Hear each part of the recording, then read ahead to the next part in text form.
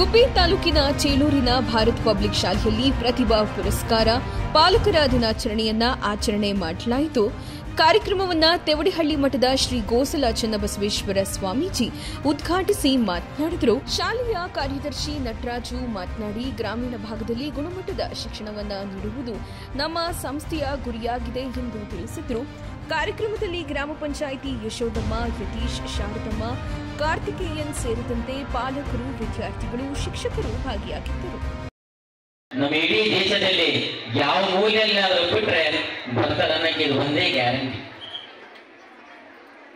ನೋಡಿ, ರಾಜಗೋಪಾಲ್ ಸರ್ ಅವರು ಲಿಂಗೈಕ್ಯ ಆಗಿರ್ಬೋದು, ಆದರೂ ಸಹ ನಮ್ಮ ನಟರಾಜ್ ಸರ್ ಅವ್ರು ನೆನಪು ಮಾಡಿಕೊಂಡು ಹಸುಗಳು ಹೇಗೆ ಹುಲ್ಲನ್ನು ತಿಂದು ಮನೆಗಿದಾಗ ಮೆಲಕ್ಕೆ ಹಾಕ್ತವೆ, ಆ ನಿಟ್ಟಿನಲ್ಲಿ ಹಿಂದಿನದನ್ನು ನೆನಪು ಮಾಡಿಕೊಂಡು ಅವ್ರು ಇವತ್ತು ಸ್ಮರಣೆ ಮಾಡಿದರು.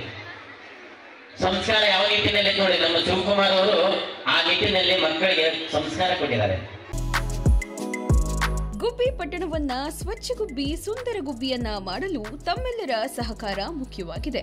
ನಿಮ್ಮ ಮನೆಯಲ್ಲಿ ಉತ್ಪತ್ತಿಯಾಗುವ ತ್ಯಾಜ್ಯವನ್ನ ಮೂಲದಲ್ಲಿಯೇ ಹಸಿ ಕಸ, ಒಣ ಕಸವನ್ನಾಗಿ ವಿಂಗಡಿಸಿ ನಮ್ಮ ಸಿಬ್ಬಂದಿಗೆ ಸಹಕಾರ ಮಾಡಿ.